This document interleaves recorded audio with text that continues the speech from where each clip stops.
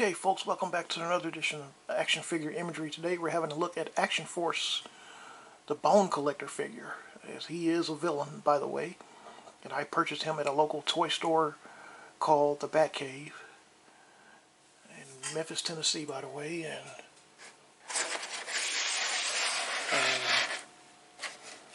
see accessories he has with him. There's the left side of the packaging right there. I'm sorry, the right side. And the left side right here, you can see his mask. And look at all of the bones in the back, skulls, and has a little bio that you can read.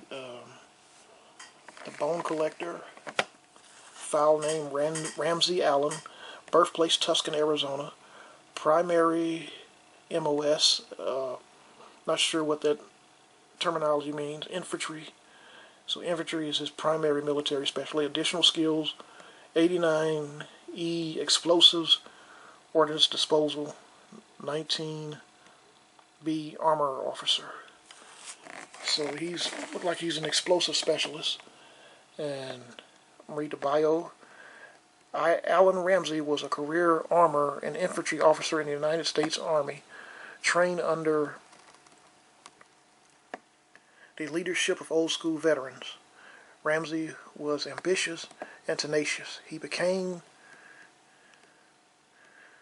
the leadership of old school. He became disillusioned when the collapse of the Union did not lead to an all-out world war and opted to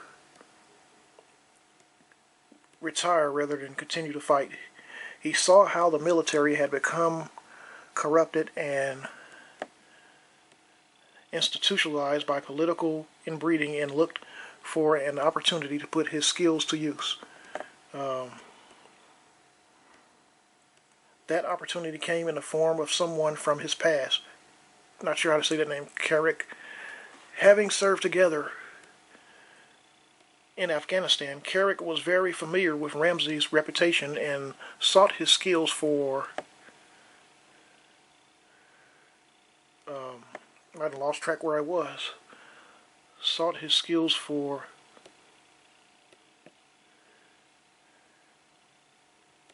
Garrison's commanding officers and reported directly to Carrick. I'm sorry, people. Folks, I lost track of where I was. I'm going by I'm reading off my camcorder and not my own eyesight. So I'm trying to get it in view with the camera as best as I can, and I keep messing up. I keep losing track. I'll tell you what. I'll just make a scan image of it in a larger scan image of it in the slideshow, and you can read it better for yourself. You can just pause it. It's kind of hard to do, especially when there's so much words. So sorry for getting lost there for a moment, but now let's move on. But you'll see it again. I'll show it again later in the video in the slideshow, the bio. But right now let's move on to see what the Bone Collector is like out of the packaging. Okay folks, here we have the Bone Collector out of the packaging, as I have him with his machete in his hand. I think that's a machete. And as we get a closer look at the figure,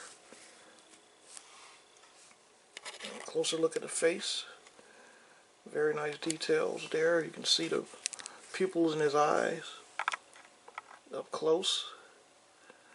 Very nice facial expression too, angry facial expression. And he looks like he's ready to go to war and is extremely angry. Look at the veins on the side of his head, very nice right there. Details, wrinkles in his face. You can see that emblem on his armor right there. And it looks like he has some, well, I was going to say some scratches on that was put there on purpose. I thought I saw some scratches. However, I'm viewing this figure from the camcorder and not outside of the camera, because I have to look in. As always, we always have to look at we have to look through the lens of the camcorder, the camera, instead of nod to make sure that the image is being seen in the camera. See the best way I could word it, by the way. You see the back of his armor right here, the hole in his back for the backpack. And I think this figure might have been around for quite some time, but I'm just now discovering it. It's mentioned at a local toy store. And articulation wise, by the way, I have reviewed these figures before on this channel. The female figures, that is, earlier on this channel, Pandora, along with the rest of the figures. And it says the articulation, downward, the head goes down by that much. Upward head movement, pretty good upward head movement. The downward head movement is okay too, but not as good as the, well, no, it's pretty decent too. Side to side head movement. Alright. Arm goes out. You have a swivel right here. Shoulder spin to twist around just a little bit. Elbow bend. Swivel at the wrist. I'm not sure about does he have an ab crunch or diaphragm frame. I'm sure he does, but it's under the armor and you can't see it. It's concealed, so there's really no way of knowing unless you remove the armor. But pretty much, oh yeah, you can right here. So you can remove the armor right here.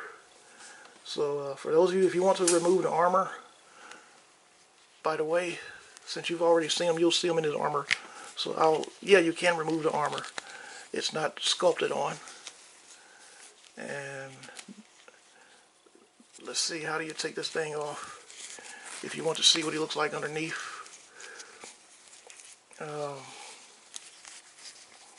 I'm not sure how to do it, folks. I'm sorry. I don't want to waste too much time, but oh yeah, there he is. He has an ab crunch. If you can see, let me get in the camera. There it is, right there, ab crunch. Okay. And still trying to figure out how do you remove this armor. I'm assuming you take the head off and then slide it over. Let me try that. And then you just go up over like so. Not sure how you do this. I don't want to waste too much of the video trying to do this, folks. But you know what he looks like underneath. I'll just raise it up for you if you want to see what he looks like underneath. I don't want to mess up my figure neither, so maybe I'll figure it out. But the armor is removable, as you can see. Let me put his head back on and continue with the articulation. So, as you see, his head easily snaps back onto place. There he is, right back on. So he does have a diaphragm frame, and he can twist at the waist. And he has upper thigh swivel right here. Let me get in the camera. And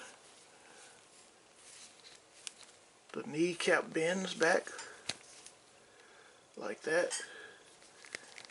And no swivel at the kneecap, but you have a swivel right here. At the ankles and the foot, you can bend back like that. And there's all the points of articulation right there, folks. My favorite accessories that he comes with, I like his machete, and I like his mask. It's easy it fits real easy onto his head. There you go. And there he is with the mask right there. Well, mask or helmet, whatever you prefer to call it. I guess you'll have to read the Action Force comic books to find out what kind of animal this is. Maybe, you know, it's a horned animal. We know that much. If it's actually an animal or a piece of armor, armored helmet right there. And then on to his accessories. This is a fireball blast that goes into the gun. There's no hole right there where you can put this in. I thought it might go this way, but as you can see, this little pointy thing right here is where the fire blast was to come, but they did not put a hole in none of the gun pieces for it. Wait a minute. Oh, there we go. Now, okay, there we go. That's how you do it. Okay, that's pretty cool. Yeah, that's how the holes are inside of these little sockets right here, and you do have articulation on the gun. Look at it, spins around. Sure, I don't know if many of you knew that. I didn't know that myself. It's twisted around. It's perfect just in case if you want to make an animation video, a stop motion video. And this piece right here is kind of fragile, folks. Be careful when it broke off on me and I had to put it back on, and I don't know whether it's movable or not, but at one point it came apart on me and I had to put it back on, so it's pretty fragile, so be careful with that right there if you don't have this figure already. And let's look at the other accessories. It's great that Valaverse are keep the accessories inside of somewhat of a Ziploc bag. As you see, the accessories that Bone Collector comes with. Backpack. And notice this is the same exact symbol that's on his vest, on his vest armor. And it fits pretty well on him. And you put it on that hole back there in the back of his armor. And see how it fits pretty well back there.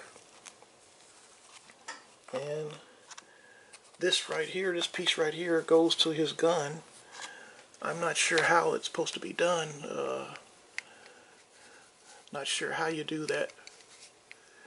But it's part of this. I think the bullets are supposed to go in there. I think you feed the bullets in there. And you've already seen his machete as I had him displayed with it. But here's an up-close version of it.